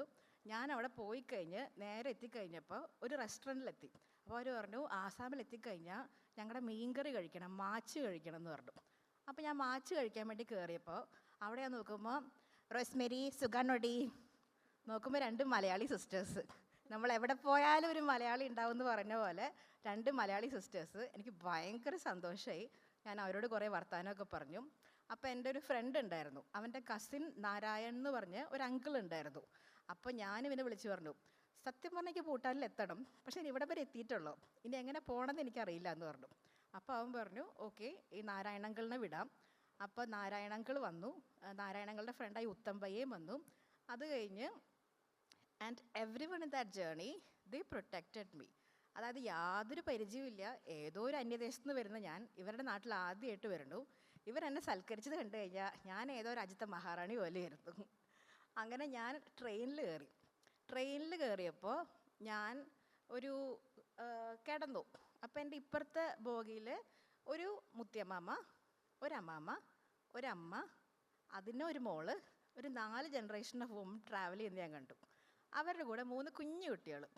ഈ കുഞ്ഞു കുട്ടികളാണെങ്കിൽ അവിടെ കാലത്തൊരു 4 മണിയായപ്പോൾ ആസാമിലാണെങ്കിൽ നമ്മുടെ ടൈം സോണായിട്ട് വ്യത്യാസമുണ്ട്. പുലർച്ചെ 4 മണി ആകുമ്പോൾ തന്നെ സൺലൈറ്റ് വരും. അതായത് നമ്മുടെ ഇവിടെ കാലത്തൊരു 11 മണിക്ക് വരുന്ന പോലെ അത്രയും സൺലൈറ്റ്. ഈ കുഞ്ഞു കുട്ടികൾ വന്നിട്ട് എൻ്റെ കണ്ണ് തുറക്കാൻ നോക്കുന്നു, എൻ്റെ ക്യാമറ പിടിച്ച് വലിക്കുന്നു, മഹാമേളാങ്കം. അങ്ങനെ അവരൊക്കെ ആയിട്ട് ഞാൻ ഭയങ്കര കമ്പനിയായി. അപ്പോൾ ഞാൻ നോക്കുമ്പോൾ ഈ ബോഗിയുടെ മുകളിൽ ഒരു ആൻറ്റി ഇരിക്കുന്നുണ്ട്. അപ്പോൾ ആൻറ്റി ആണെങ്കിൽ ഈ ഘൂങ്കട്ടൊക്കെ ഇട്ട് ഇങ്ങനെ ഇതായിട്ടിരിക്കുന്നത്. അപ്പോൾ ആൻറ്റിക്ക് എന്നോട് എന്തോ സംസാരിക്കണമെന്നുണ്ട്, എനിക്കും ആൻറ്റിയോട് സംസാരിക്കണമെന്നുണ്ട്. പക്ഷെ രണ്ടുപേർക്കും ഭാഷ അറിയില്ല. അപ്പോൾ അവസാനം ആൻറ്റി പറഞ്ഞു ചിക് ചിക് ചിക്. ഞാൻ പറഞ്ഞു ഇത് എന്താ പല്ലിയാ, ട്രെയിനിലുള്ള ഏതാണ് ഈ പല്ലി എന്ന് പറഞ്ഞപ്പോൾ പിന്നെ എനിക്ക് മനസ്സിലായി ആൾ ഫോട്ടോ എടുക്കോ ചിക് ചിക് മെഷീൻ വെച്ച് എന്നാണ് ഉദ്ദേശിച്ചത്. അങ്ങനെ ഞാൻ ആൻറ്റിയുടെ മൊത്തം കുടുംബം, ഈ മുത്തിയമ്മാമ തൊട്ട് ബാക്കി എല്ലാവരുടെയും ഫോട്ടോസ് എടുത്തു കൊടുത്തു. അവർക്ക് ഭയങ്കര സന്തോഷമായി. ആ പോരുന്ന വഴിയിൽ ആ കുട്ടിക്ക് ഒരു 4 വയസ്സുള്ള കുട്ടിയുണ്ട്, ഒരു 8 വയസ്സുള്ള കുട്ടിയുണ്ട്, 10 വയസ്സുള്ള കുട്ടിയുണ്ട്. ചേച്ചിക്ക് അറിയോ ഇവന് ഗേൾ ഫ്രണ്ട് ഉണ്ട് എന്ന് ഈ 4 വയസ്സുകാരനെ നോക്കി പറഞ്ഞു. അപ്പം ഞാൻ പറഞ്ഞ പോലെ ഞാൻ കാണുന്ന എല്ലാ മനുഷ്യരും കഥകളായിരുന്നു. അങ്ങനെ തപ്പിപ്പിടിച്ച് ഞാൻ ജൽപാഗുരി എന്ന് പറഞ്ഞ സ്ഥലത്തെത്തി. ജൽപാഗുരിയിൽ നിന്ന് അവിടെ പുറത്തെത്തി കഴിഞ്ഞപ്പോൾ ഈച്ച പോലെയാണ് മനുഷ്യർ. മാഡം ടാക്സിയിലേലോ, മാഡം ആജാവോ. ഞാൻ പറഞ്ഞു എന്ത് ടാക്സി എന്ത് ബസ് ഒന്നും മനസ്സിലാവുന്നില്ല. പക്ഷെ അവിടെ എനിക്ക് ഭയങ്കര ഭാഗ്യമുണ്ടായിരുന്നു. അവിടെ BSFൻ്റെ കുറേ ആർമിക്കാരുണ്ടായിരുന്നു. അവരെതിട്ട് പോകുമ്പോൾ അതിൻ്റെ ബാക്കിൽ എനിക്ക് പോകാൻ സാധിച്ചു. And I got in to Bhutan. And ഭൂട്ടാനിൽ എത്തിക്കഴിഞ്ഞപ്പോൾ ഒരു മൗണ്ടൻ ഇങ്ങനെ കാണാം. അതൊരു മഞ്ഞുകൊണ്ട് ഒരു കോട കൊണ്ട് ഒരു ബെൽറ്റ് കെട്ടിയ പോലെ. And I was like I did this, I fulfil my bucket list. എന്നെക്കൊണ്ട് സാധിക്കും എന്നെനിക്ക് തോന്നി. അപ്പോൾ അവിടെ എത്തിയ ഡെസ്റ്റിനേഷനേക്കാളും ഞാൻ പോയ ജേണിയാണ് എനിക്ക് ഏറ്റവും ഇഷ്ടപ്പെട്ടത്. ആ ജേണിയിൽ കണ്ട മനുഷ്യരെയാണ് എനിക്ക് ഏറ്റവും ഇഷ്ടപ്പെട്ടത്. അപ്പോൾ എൻ്റെ എല്ലാ കഥകളും എല്ലാ നോവലിലും ഒരു യാത്രയുണ്ടാവും. എൻ്റെ ഫസ്റ്റ് ബുക്കാണെങ്കിൽ ഇതേപോലെ പാകിസ്ഥാനിൽ പോകുന്നൊരു കുട്ടിയുടെ കഥയായിരുന്നു. സെക്കൻഡ് ബുക്കാണെങ്കിൽ എങ്ങോട്ട് പോയി പലവിധ ആൾക്കാരെ കാണുന്നൊരു ആളുടെ ബുക്കായിരുന്നു. So all my characters are very much flawed like me. ഞാനൊരു സാധാരണ ആളാണ്. എല്ലാവർക്കും ഉള്ള പോലെ ട്രോമയും സങ്കടവും സന്തോഷവും ഒക്കെ സമാസമം ഉള്ള ഒരാളാണ്. അപ്പോൾ നമ്മൾ സാധാരണ മനുഷ്യർക്കും ഒരു കഥ വേണമെങ്കിൽ I think we should all travel. ആ ട്രാവൽ എന്ന് പറഞ്ഞാൽ നമ്മളിപ്പോൾ തന്നെ ലഡാക്കിൽ പോയി ട്രിപ്പ് പോകണമെന്നല്ല. നമ്മൾ ജസ്റ്റ് വേണമെങ്കിൽ ചമ്പക്കര മാർക്കറ്റിൽ പോയി വന്നാൽ തന്നെ അതൊരു ട്രിപ്പാണ്. And I feel like there is beauty in chaos. എല്ലാ സ്ഥലത്തും നമ്മളുടെ ബ്യൂട്ടി ഉണ്ട്. അത് നമ്മുടെ മനസ്സിലേക്ക് എത്തിക്കഴിഞ്ഞാൽ and it is so so beautiful. The world around is so so beautiful. അപ്പോൾ എല്ലാ മനുഷ്യരിലും ഒരു നന്മയുണ്ടെന്നും ഞാൻ വിശ്വസിക്കുന്നു. കഥകളിലൂടെ നന്മ പകരാൻ ഞാൻ ശ്രമിക്കുന്നു. Okay, thank you. എല്ലാവരോടുള്ളൊരു കോമൺ ക്വസ്റ്റ്യനാണ്, ആർക്ക് വേണമെങ്കിലും ഉത്തരം പറയാം. പൊതുവെ സാഹിത്യത്തിന് ഒരു ഒരു ടാഗ് ലൈൻ ഉണ്ട്, ഇന്ന വിഷയങ്ങളെ മാത്രം റെപ്രസെൻറ്റേറ്റ് ചെയ്ത് ആധികാരികമായിട്ട് പറയുക, എഴുതുക, ആ വിഷയങ്ങളിൽ മാത്രം ആഖ്യാനങ്ങൾ സൃഷ്ടിക്കുക എന്നുള്ളൊരു സംഭവം. അങ്ങനെ അല്ലാതെ എഴുതുന്ന എഴുത്തുകാരാണ് സോഷ്യൽ മീഡിയ വഴി എഴുതുന്ന ആൾക്കാർ. വളരെ കുഞ്ഞു കുഞ്ഞു കോട്ടുകളൊക്കെ എഴുതി പബ്ലിഷ് ചെയ്യുന്ന മനുഷ്യർ. എനിക്ക് തോന്നുന്നു കല്യാണിയും ദാക്ഷായണിയും എന്നു പേരായ 2 സ്ത്രീകളുടെ കഥ എന്നൊരു നോവല് ആർ രാജശ്രീ ടീച്ചർ എഴുതിയ നോവലാണ്. ഫേസ്ബുക്കിൽ വളരെ വിപ്ലവം സൃഷ്ടിച്ചൊരു നോവലായിരുന്നു അത്. അതിനകത്ത് പറയേണ്ട കാര്യങ്ങളൊക്കെ കൃത്യമായിട്ട് വളരെ പൊളിറ്റിക്കൽ സ്റ്റേറ്റ്മെൻറ്റുകളോടുകൂടിയുള്ളൊരു നോവലാണത്. അങ്ങനെയും എഴുതുന്ന ആൾക്കാരുണ്ട്, അല്ലാതെ വളരെ സോഫ്റ്റായിട്ട് എഴുതുന്ന അങ്ങനെയുള്ള എഴുത്തുകളും വന്നിട്ടുണ്ട്. അപ്പം എഴുത്തിന് അങ്ങനെ ഒരു ലേബൽ ആവശ്യമുണ്ടോ? എഴുത്തുകാരൻ ഇങ്ങനെ ആയിരിക്കണം എന്നൊരു കോട്ട് വേണോ എന്ന് എന്താണ് നിങ്ങളുടെ അഭിപ്രായം? ആർക്ക് വേണേലും പറയാം. എനിക്ക് തോന്നുന്നു അങ്ങനെ ഒരു ലേബലിൻ്റെ ആവശ്യം നമ്മൾ വേണമെന്ന് പറഞ്ഞാൽ പോലും നമുക്ക് നടക്കുന്നൊരു കാര്യമല്ല. കാരണം ഇപ്പം നമുക്ക് 3 മക്കളുണ്ടെങ്കിൽ 3 തരമായിരിക്കും അല്ലേ? അതുപോലെ തന്നെയാണ് ഒരു എഴുത്തുകാരന് അവൻ്റെ എഴുത്ത്, ഒരു പുസ്തകം എന്ന് പറയുന്നത് സ്വന്തം കുട്ടിയെ പോലെയാണ്. അതിൽ അപ്പൻ അമ്മ അതെല്ലാം നമ്മുടെ സ്വഭാവത്തെയും നമ്മുടെ ട്രാവലിനെയും നമ്മൾ എന്തൊക്കെ ആൾക്കാരെ എങ്ങനത്തെ രീതിയിലുള്ള ആൾക്കാരെ മീറ്റ് ചെയ്യുന്നു ഇതെല്ലാം അപേക്ഷിച്ചിരിക്കും. ശില്പ പറഞ്ഞ പോലെ ഓരോ എഴുത്തും നമ്മളിൽ ജനിക്കുന്ന ആ മൊമെൻറ്റ്, അതിപ്പം ഇവർ പറഞ്ഞ പോലെ, ഇപ്പം ടുളു പറഞ്ഞ പോലെ ടുളു പ്രസവത്തിന് കിടന്ന സമയത്ത് കിട്ടിയ അനുഭവം ഒരു സ്പാർക്കാണ്, മനസ്സിലായോ? അതേസമയം മേരിക്കുട്ടി ട്രാവൽ ചെയ്തപ്പോൾ കിട്ടിയ സ്പാർക്ക്. ഇപ്പം അഞ്ജുവിൻ്റെ എനിക്ക് ഏറ്റവും ഇഷ്ടമുള്ളൊരു സംഭവം എന്താണെന്ന് ഇവിടെ ഇരിക്കും. എനിക്കിവരെ പേഴ്സണലി അറിയാം, ഈ 3 പേരെ. അപ്പം ഇവരുടെ ഓരോ സംഗതി, ഇപ്പോൾ അഞ്ജുവിനെ ഞാൻ പരിചയപ്പെടുമ്പം കൽപ്പാത്തിയിലൂടെ നടക്കുന്ന അഞ്ജു അവിടെ നടത്തിയ ഓരോരോ എന്താ പറയുക, മീറ്റ് ചെയ്ത ആൾക്കാർ, കഴിച്ച ഭക്ഷണം, ഇതെല്ലാം പറയുന്നുണ്ട്. ഫോർ മീ ഇപ്പം ഞാൻ പറയുകയാണെങ്കിൽ ഇനി നമ്മൾ ഫ്യൂച്ചർ സബ്മിറ്റിനെ പറ്റി പറയുമ്പം എനിക്ക് പറയണം തോന്നിയൊരു കാര്യം, ഇനിയിപ്പം നമ്മൾ പണ്ടൊക്കെ എന്താ, ഒരു പെണ്ണും ഒരു ചെറുക്കനും അവർ പ്രണയത്തിലായി, അങ്ങനെ ഒരു കഥ നമ്മൾ ഉണ്ടാക്കിയെടുക്കുന്നു, നമ്മുടെ ഇമാജിനേഷനിൽ നിന്ന് വരുന്നു. പക്ഷെ എനിക്കൊന്ന് ഫ്യൂച്ചർ എന്ന് പറയുന്നത് ഇനി സ്വയം കഥകളാണ് അല്ലേ. നമുക്ക് കൂടുതലും ഇപ്പം ഒരു പെണ്ണും ചെറുക്കനെ, എവിടെയോ കിടന്ന പെണ്ണിനും ചെറുക്കനെ പറ്റിയും ഒരാൾ ഉണ്ടാക്കിയ കഥേനേക്കാളും അവിടെ ആ ഒരു പ്രദേശത്ത് ശരിക്കും അങ്ങനെ ഒരാൾ ജീവിച്ചിരുന്നു എന്ന് പറയുന്നതിനോടാണ് കൂടുതൽ നമുക്ക് ഒരു ആകർഷണം. അപ്പം ഫ്യൂച്ചർ എനിക്ക് തോന്നുന്നു നമുക്കത് ലേബലൈസ് ചെയ്യാൻ പറ്റത്തില്ല, അല്ലാതെയും എഴുതുന്നവരുണ്ടാവും. അതേസമയം ഫോർ മീ, എൻ്റെ കേസിൽ ഞാൻ പറയണേ, ഓപ്പണായിട്ട് പറയാം, മൈ റൈറ്റിംഗ് എന്ന് പറയുന്നത് ഇറ്റ്സ് മൈ മെൻ്റൽ മാസ്റ്റർബേഷൻ. എൻ്റെ മനസ്സിലെ കാര്യങ്ങൾ ഞാൻ എൻ്റെ ഇതിലേക്ക് പകർത്തുകയാണ്, അത് ഞാൻ ആൾക്കാരിലേക്ക് കൊടുക്കുകയാണ്.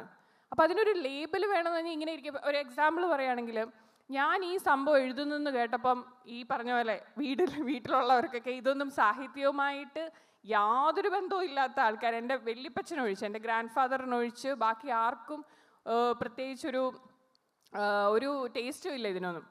ഇവളെന്ത് എഴുതുന്ന, എല്ലാവർക്കും ഒരു ആഗ്രഹം ഇത് വായിക്കാനായിട്ട്. കാവൽക്കാരി ഭയങ്കര ഇന്നസെൻ്റ് ആയിട്ടൊരു ബുക്കാണ്, പാവം പിടിച്ച എഴുത്താണ് എൻ്റേതാണ് എനിക്ക് തോന്നിയിരിക്കുന്നത്. ഈ ടുളുവിനെയൊക്കെ വെച്ച് നോക്കുമ്പോൾ ഞാൻ എന്ത് പാവം പിടിച്ച എഴുത്താണെന്ന് ഞാൻ ആലോചിക്കുന്നത്. ഇവൾ എഴുതിയ ഒരു കാര്യം എനിക്ക് ഏറ്റവും സ്ട്രൈക്ക് ചെയ്തത്, 2 പെൺകുട്ടികൾ, ഞാൻ ആദ്യം വായിക്കുന്നതാണ്, 2 പെൺകുട്ടികൾ. പണ്ടത്തെ കാലത്ത് നമ്മൾ ഈ കമ്പ്യൂട്ടർ വരുമ്പം ലിവിങ് റൂമിലാണ് കൊണ്ടുവെക്കുന്നത് എല്ലാവരുടെയും മുന്നിൽ. അവിടെ ഇരുന്ന് 2 പെണ്ണുങ്ങൾ തുണ്ടുപടം കാണുക, അവരുടെ എക്സ്പീരിയൻസ്. എത്ര പേർക്ക് നമ്മൾ ഈ പറയുന്ന ഗ്രൂപ്പിലൊക്കെ ആണുങ്ങൾ ഷെയർ ചെയ്യും, ആണുങ്ങൾക്ക് ഇതിനൊക്കെ ഗ്രൂപ്പുകൾ ഉണ്ടാവും.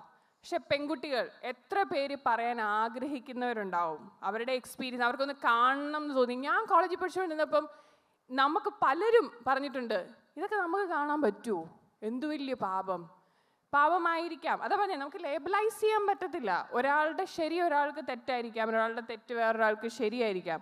പക്ഷേ നമ്മളെ പിടിച്ചു കുലുക്കുന്ന ചില കാര്യങ്ങളുണ്ട്.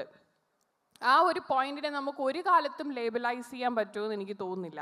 അപ്പം ഞാൻ പറയുകയാണെങ്കിൽ, കാവൽക്കാരി ഞാൻ എഴുതിയപ്പം അതിൻ്റെ അന്തവും കുന്തവും നടുവും മുക്കാലും ഒന്നും എനിക്കറിയത്തില്ല.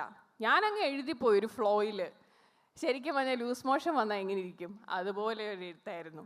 പക്ഷേ എന്നോട് KC നാരായൺ സാർ പറഞ്ഞതാണ്, ഭാഷാഭൂഷണിയുടെ എഡിറ്റർ ഇൻ ചാർജ്.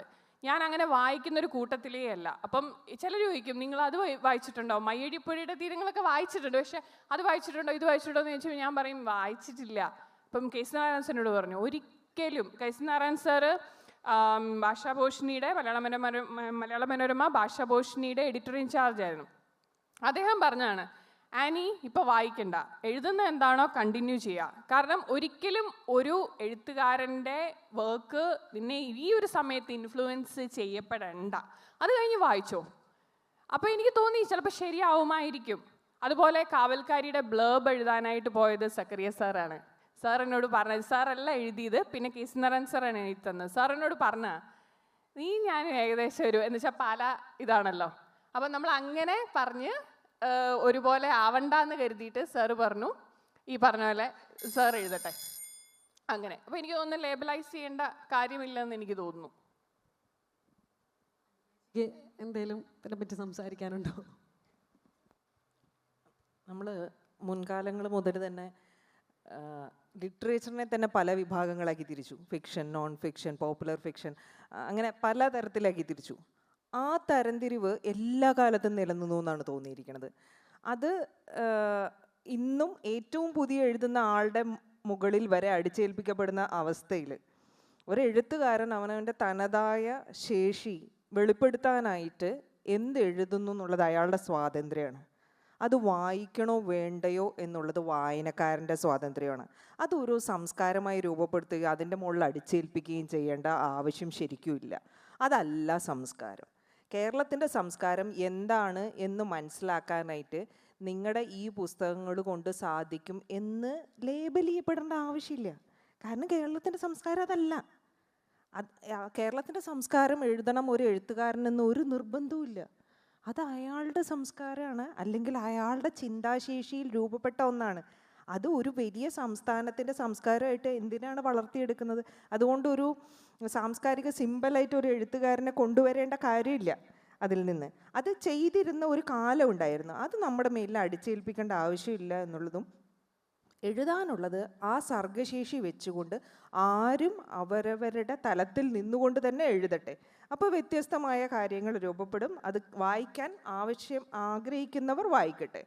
അതിലാണ് ഇരിക്കുന്നത്. ഒരു ഇന്ത്യൻ സംസ്കാരത്തെ കേരളത്തിലേക്ക് കൊണ്ടുവരാൻ ശ്രമിക്കുകയും കുറച്ചും കൂടി അതോടൊപ്പം തന്നെ ഒരു ഗ്ലോബൽ സംസ്കാരത്തെ കൊണ്ടുവരാനായും ഭാവിക്ക് സാധിക്കട്ടെ. അത് സാധിക്കണം എന്നുണ്ടെങ്കിൽ വ്യത്യസ്തമായ രചനകൾ രൂപപ്പെടണം. ആ രൂപപ്പെടാൻ തുറന്ന മനസ്സോടു കൂടിയിട്ട് സ്വീകരിക്കാനായിട്ട് മലയാള ജനത തയ്യാറാവണം, മാറ്റങ്ങൾക്ക് തയ്യാറാവണം. അത് തന്നെയാണ് കാര്യം. ഓക്കെ, ഇപ്പം എഴുത്ത് അച്ചടി മാധ്യമങ്ങളിൽ മാത്രം അല്ല ഒതുങ്ങി നിൽക്കുന്നത്. അതിന് വളരെ വിപുലമായൊരു സ്പേസ് ഇപ്പോഴുണ്ട്. സോഷ്യൽ മീഡിയ ആവട്ടെ, അല്ലെങ്കിൽ ഈ പറയുന്നത് പോലെ പുസ്തകങ്ങൾ വായിച്ചാൽ മാത്രമല്ല വായന നടക്കുന്നത്. അപ്പം അങ്ങനെയുള്ളൊരു സ്പേസിൽ സോഷ്യൽ മീഡിയ, എല്ലാവരും എനിക്കൊന്ന് സോഷ്യൽ മീഡിയയിൽ ആക്റ്റീവായിട്ടുള്ള മനുഷ്യന്മാരാണ്.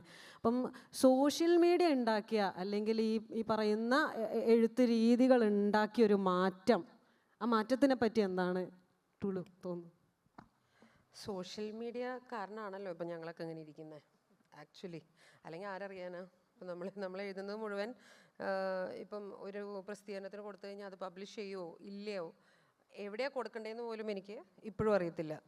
സോഷ്യൽ മീഡിയയിൽ ഇപ്പം നമ്മൾ കൊടുക്കുന്ന സമയത്ത്, ഇപ്പോൾ ഫേസ്ബുക്കിൽ ഞാൻ കൊടുത്തിരുന്ന സമയത്ത് എനിക്ക് ആരുടെ ഇതൊന്നും നോക്കണ്ട. നമ്മളൊരു കാര്യം എഴുതിയിടുന്നു, അതിൽ നമുക്ക് ലൈവായിട്ട് അഭിപ്രായങ്ങൾ കിട്ടുവാണ്. ഇത് കൊള്ളൂല, അല്ലെങ്കിൽ ചിരിക്കുന്നു, അല്ലെങ്കിൽ ആ ഒരു ഭാഗം ശരിയായില്ല എന്നൊക്കെയുള്ള. അപ്പോൾ സോഷ്യൽ മീഡിയയുടെ ഒരു ഇമ്പോർട്ടൻസ് എന്ന് പറയുന്നത് ഭയങ്കര. ഇപ്പോൾ ഫേസ്ബുക്കിനേക്കാളും കൂടുതൽ എല്ലാവരും ഇൻസ്റ്റയാണെന്ന് തോന്നുന്നു യൂസ് ചെയ്യുന്നത്. അപ്പോൾ ഇൻസ്റ്റയിൽ എനിക്ക് തോന്നിയ ഒരു കാര്യം എന്ന് പറയുന്നത്, ഫേസ്ബുക്കിൽ നമ്മൾ എഴുതുമ്പം ഒരുപാട് വലിച്ച് വാരി അല്ലെങ്കിൽ വലിയ വലിയ പോസ്റ്റുകളായിട്ട് എഴുതുന്നതിനാണ് ആൾക്കാർ കൂടുതൽ ഇതാക്കുന്നത്. പക്ഷെ ഇൻസ്റ്റയിൽ ഈസി ആയിട്ട് ഇപ്പോൾ എനിക്ക് തോന്നുന്ന ഒരു 2 വരി അതിലെനിക്കൊരു കോമഡി ആക്കിയിട്ട് അത് സ്റ്റോറി ആയിട്ട് ഇടാം. അപ്പോൾ അതിൽ തന്നെ ഞാൻ എന്താണ് മറ്റുള്ളവരിൽ എത്തിക്കാൻ ആഗ്രഹിക്കുന്നതെന്ന് വെച്ചാൽ അവർക്ക് കറക്റ്റായിട്ട് കിട്ടുന്നുമുണ്ട്. അതൊരു പക്ഷേ ബാക്കിയുള്ള ഒരു പരിഹാസമായിരിക്കാം, ആരെങ്കിലും കളിയാക്കുന്നതായിരിക്കാം, അല്ലെങ്കിൽ ഞാൻ എന്നെ തന്നെ കളിയാക്കുന്നതായിരിക്കും, അല്ലെങ്കിൽ എല്ലാവരും ആക്ഷേപിക്കുന്നതായിരിക്കും.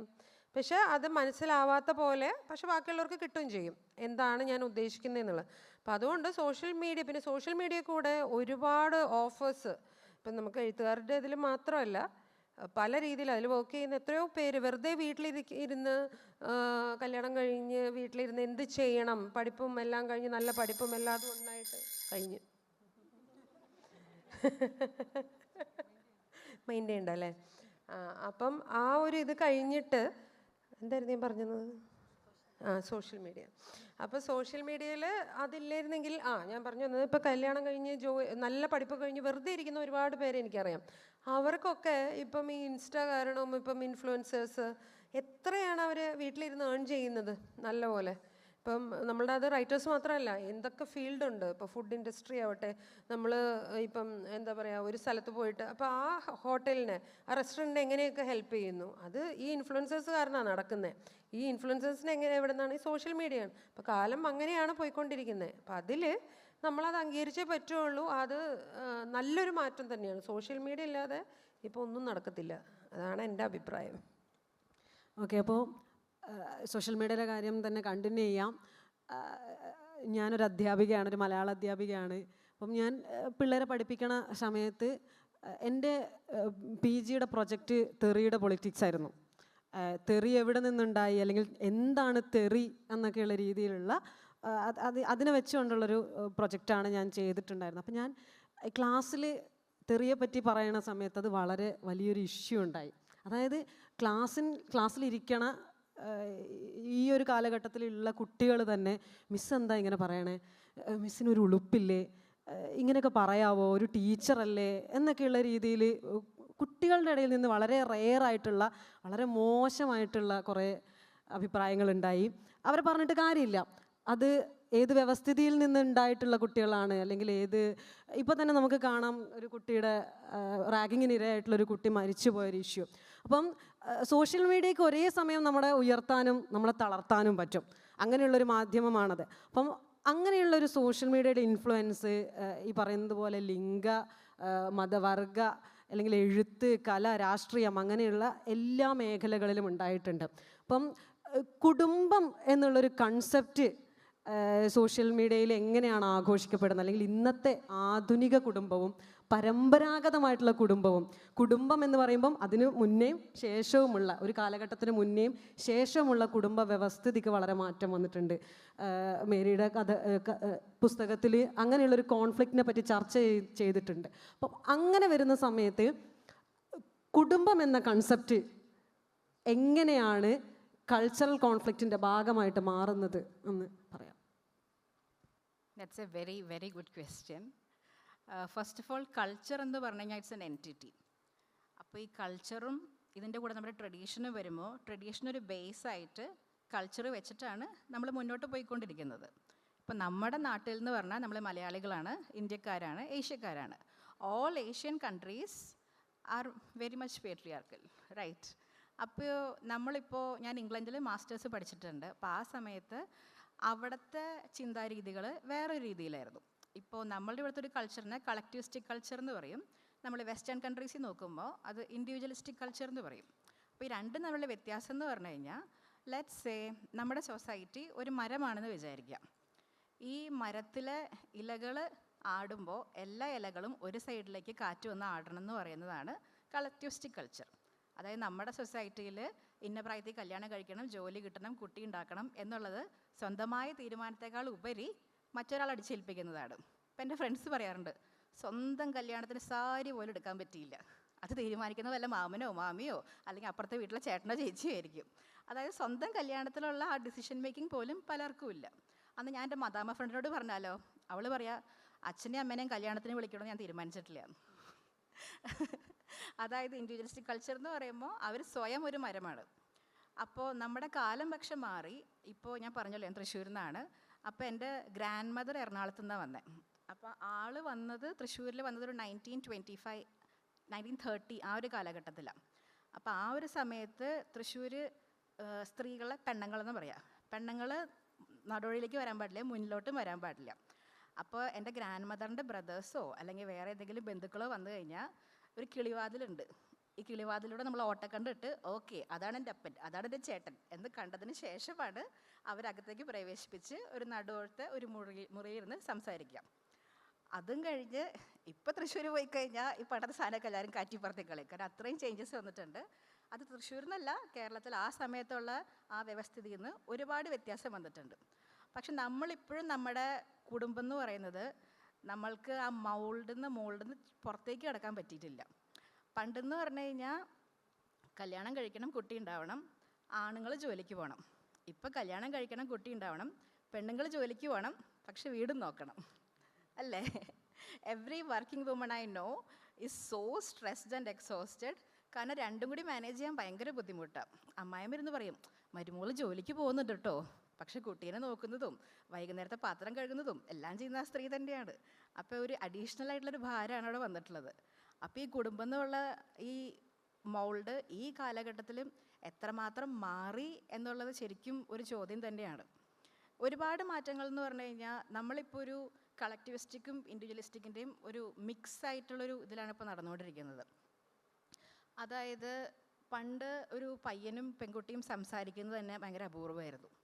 ഇപ്പം എല്ലാവരും ചെറുപ്പത്തിലെ ഫ്രണ്ട്സാണ്, നോർമൽ ഫ്രണ്ട്സാണ്. പണ്ട് കണ്ണിലോട്ട് നോക്കിയാൽ തന്നെ പ്രണയമായിരുന്നു. ഇപ്പോൾ 2 കൊല്ലം ചാറ്റ് ചെയ്ത് കഴിഞ്ഞിട്ടും ഇത്രയും വർത്തമാനം പറഞ്ഞിട്ടും സിറ്റുവേഷൻഷിപ്പാണ്, അല്ലെങ്കിൽ നാനോഷിപ്പാണ്, അല്ലെങ്കിൽ പല പല ഷിപ്പുകളാണ്. ഇപ്പം എൻ്റെ ഫ്രണ്ട്സിനോട് ചോദിച്ചു കഴിഞ്ഞാൽ പറയും, നീ ഡേറ്റിംഗ് ആണോ? ആ തമ്പുരാനറിയാം. അപ്പോൾ ആ ഒരു രീതിയിലേക്ക് നമ്മുടെ ബന്ധങ്ങളും നമ്മളുടെ കാഴ്ചപ്പാടും എല്ലാം മാറിക്കൊണ്ടിരിക്കുന്നു. അപ്പോൾ നമ്മുടെ കൾച്ചർ എന്ന് പറയുന്നത് മാറിക്കൊണ്ടിരിക്കുന്നതാണ്. ഒരു 150 വർഷം മുന്നേ നമ്മൾ ആർക്കും ഈ ഒരു വസ്ത്രമിട്ട് ഇങ്ങനെ ഒരു പ്ലാറ്റ്ഫോമിൽ ഇരിക്കാൻ പറ്റുമെന്ന് തോന്നുന്നില്ല. പിന്നെ നമ്മുടെ നാട്ടിൽ അമാൽഗമേഷൻ വന്നു, അക്കിൽട്രേഷൻ വന്നു, ഒരുപാട് പുറരാജ്യങ്ങളുടെ അവിടുത്തെ ആൾക്കാർ വന്നു, ട്രേഡിംഗ് വന്നു, കുറേ സംസാരങ്ങൾ വന്നു, നമ്മൾ കൈമാറ്റങ്ങൾ കുറേ കൈമാറി, ഇപ്പോഴും കുറേ കൈമാറ്റങ്ങൾ കൈമാറിക്കൊണ്ടിരിക്കുന്നു. അങ്ങനെയാണ് നമ്മുടെ കൾച്ചർ ഇങ്ങനെ മാറിക്കൊണ്ടിരിക്കുന്നത്. Culture is always evolving. അന്നുണ്ടായിരുന്ന ഒരു സാധനം നിശ്ചിതമായി ഇന്ന റൂൾസ് വെച്ച് നടക്കണം എന്ന് ഒരിക്കലും പറയില്ല. It will always evolve. പിന്നെ സോഷ്യൽ മീഡിയയുടെ ഒരു കാര്യം എന്ന് പറഞ്ഞു കഴിഞ്ഞാൽ it's a double edge sword. Social media കൊണ്ടുള്ള ഗുണം എന്ന് പറഞ്ഞാൽ നമുക്ക് ബോറടി നന്നായി കുറഞ്ഞു ഇല്ലേ? പണ്ട് നമ്മളൊരു ഡോക്ടറിനെ കാണാൻ വെയിറ്റ് ചെയ്യുമ്പോൾ ഒരു 2 മണിക്കൂർ 1 മണിക്കൂർ നമ്മളിങ്ങനെ വെയിറ്റ് ചെയ്തിരിക്കണം. അവിടെ ചിലപ്പോൾ ഫാൻ വർക്ക് ചെയ്താലും നമ്മൾ അവിടെ ചിലന്തി പോണതും ഒക്കെ നോക്കണം. ഇപ്പം നമുക്ക് ഫോണിൽ തോണ്ടിക്കൊണ്ടിരുന്നാൽ മതി. അതൊരു വലിയ സത്യമാണ്. പക്ഷേ ഒരു കുഴപ്പമെന്ന് പറഞ്ഞു കഴിഞ്ഞാൽ we are fed with too much information. നമുക്ക് ഇപ്പോൾ എല്ലാവർക്കും ചെറിയ രീതിയിൽ ADHDയുടെ സിംറ്റംസ് ഉണ്ടെന്ന് പറയണേ. കാരണം കുറച്ച് നേരം ഫോൺ കിട്ടില്ലെങ്കിൽ കൈക്ക് വിറയാ, കുറച്ച് നേരം ആ കണ്ടൻറ്റ് കിട്ടിയില്ലെങ്കിൽ നമുക്കൊരു ബുദ്ധിമുട്ടാണ്. അപ്പോൾ ആൾക്കാരുടെ ഫോക്കസ് ഭയങ്കരമായിട്ട് കുറയുന്നു. പിന്നെ ഐ മീൻ 90s കിഡ്. അപ്പോൾ 90s കിഡിന് എല്ലാവിധ കാര്യങ്ങളും കാണാൻ പറ്റിയിട്ടുണ്ട്. കമ്പ്യൂട്ടർ ഉണ്ടാവുന്നത്, പിന്നെ ഇൻ്റർനെറ്റ് ഉണ്ടാവുന്നത്, ഡയലപ്പ് ടീം ടീം ആ മോഡം വരുന്നത്, അത് കഴിഞ്ഞിട്ട് വൈഫൈ വരുന്നത്, അതിനുശേഷം ഫേസ്ബുക്ക്, എല്ലാ സോഷ്യൽ മീഡിയയുടെ എവല്യൂഷൻ. അപ്പോൾ ഒരു 90s കിഡിൻ്റെ അന്ന് കിട്ടിയ ടെക്നോളജിയുടെ ഒരു നോളജ് പോലെയല്ല ഇപ്പം ജനിച്ചു വീഴുന്ന കുട്ടിക്കുള്ളത്. ഇപ്പം ജനിച്ചു വീഴുന്ന കുട്ടിയുടെ മുഖത്തേക്ക് ഒരു ക്യാമറ വെച്ചിരിക്കാം. 2 more minutes. അപ്പോൾ ആ കുട്ടിക്ക് അത്രയും കണ്ടൻറ്റാണ് ആ ചെറിയ പ്രായത്തിൽ, അതിൻ്റെ കണ്ണ് പോലും തുറക്കുന്നേക്കാളും മുന്നേ ഫോണിലേക്കാണ് നോക്കാൻ പറയുന്നത്. അപ്പോൾ അവർക്ക് ആ ചെറിയ പ്രായത്തിൽ അത്രയും കണ്ടൻറ്റ് അവരെ ഏൽപ്പിക്കേണ്ട കാര്യമുണ്ടോ എന്നുള്ളത് ഒരു സംശയാതീതമായ കാര്യമാണ്. അതിനുള്ള അവെയർനെസ്സും നമ്മൾ കുറച്ച് പഠിക്കേണ്ടിയിരിക്കുന്നു എന്ന് തോന്നുന്നു. പിന്നെ സോഷ്യൽ മീഡിയയിൽ ആർക്കും എന്തും പറയാം.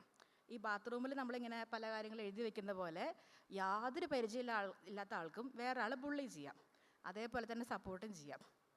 അപ്പോൾ നമുക്കത് ഒരുപാട് സാറ്റിസ്ഫാക്ഷനും ഡോപ്പമൈനും കിട്ടും. കാരണം നമ്മുടെ ഫോട്ടോനൊരു ലൈക്ക് കിട്ടുമ്പോൾ, അല്ലെങ്കിൽ നമ്മുടെ റീലിന് ഒരാൾ നല്ല കമൻറ്റ് ഇടുമ്പോൾ ഭയങ്കര സന്തോഷം വരും. അതേപോലെ നമുക്ക് വിഷമം വരും ഒരാൾ വളരെയധികം മോശപ്പെട്ട രീതിയിൽ കമൻറ്റ് ചെയ്യുമ്പോൾ, അല്ലെങ്കിൽ മോശപ്പെട്ട രീതിയിൽ നമുക്കൊരു മെസ്സേജ് അയക്കുമ്പോൾ. അപ്പോൾ ഇതെന്ന് പറഞ്ഞു കഴിഞ്ഞാൽ it's a double edge sword. And social മീഡിയയ്ക്ക് ഇനി റെസ്ട്രിക്ഷൻസ് വരുമോ എന്ന് അറിയില്ല. ഇനി സോഷ്യൽ മീഡിയ കഴിഞ്ഞ് നെക്സ്റ്റ് ഫ്യൂച്ചറിൽ എന്ത് ടെക്നോളജിയാണ് വരാൻ പോണേന്ന് പറഞ്ഞുകൂടാ. അത് ചിലപ്പോൾ വെച്ചിട്ട് വേറെ വല്ല കാര്യങ്ങളൊക്കെ ആയിരിക്കും. അത് ചിലപ്പോൾ എനിക്ക് ആക്ച്വലി വെച്ചിട്ട് ഇമെയിൽ അയക്കാനല്ല വേണ്ടേ, എൻ്റെ പാത്രം കഴുകി തരാനും എൻ്റെ ഡ്രസ്സ് അയൺ ചെയ്യാനും അങ്ങനത്തെ വല്ല ഉണ്ടെങ്കിൽ I will be very happy. So that's the future I am looking forward to. Thank you. വളരെ പരിമിതമായ സമയത്തിനകത്ത് ഇത്രയും നല്ല രീതിയിൽ കമ്മ്യൂണിക്കേറ്റ് ചെയ്തതിന്, ഞങ്ങളെ കേട്ടിരുന്നതിന് എല്ലാവർക്കും നന്ദി. സെഷൻ നന്നായി എന്ന് പ്രതീക്ഷിക്കുന്നു. Okay, thank you.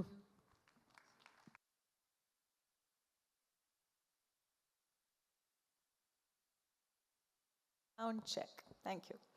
ശില്പയുടെ തന്നെ വാക്കുകളിൽ പറഞ്ഞാൽ തല തിരിഞ്ഞ ഈ പെണ്ണുങ്ങളുടെ വർത്തമാനം ഞങ്ങൾക്കെല്ലാം ബോധിച്ചു. Thank you so much for that conversation. And ഇവർക്കുള്ള സ്നേഹ സമ്മാനം നൽകാനായി നമ്മുടെ സ്ത്രീരത്നത്തെ തന്നെ വേദിയിലേക്ക് വിളിച്ചാലോ? പ്രൊഫസർ ജയലത, നമ്മുടെ pro vice chancellor. Hearty welcome back on stage, ma'am. And we are presenting a token of appreciation to all these 5 women on stage. സ്വന്തം കഥ പറച്ചിലിലൂടെ നമ്മെ രസിപ്പിച്ച, ചിന്തിപ്പിച്ച ഈ മിനിറ്റുകൾക്ക് നന്ദി. സമയത്തിൻ്റെ പരിമിതി മൂലം നമുക്ക് കുറച്ച് ഇവരുടെ സമയം കുറയ്ക്കേണ്ടി വന്നു എന്നുള്ളതിൽ വിഷമമുണ്ട്. Starting with Annie വള്ളിക്കാപ്പൻ.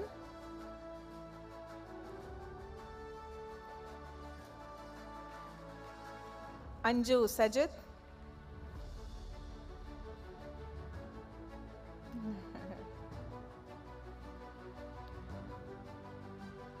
Tulu Rose Tony,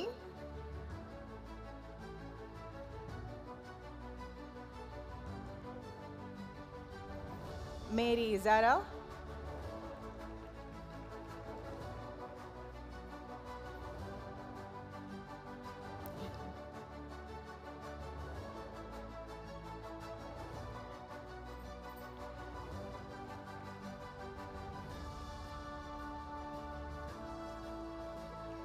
and finally നമ്മുടെ moderator Shilpa Chandran.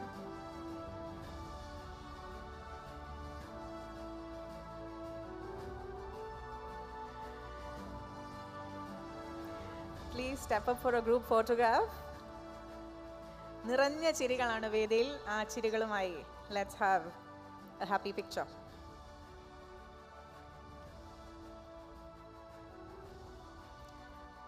That was our panel discussion on cultural crossroads, the clash and convergence of tradition and modernity, led by 5 stellar women.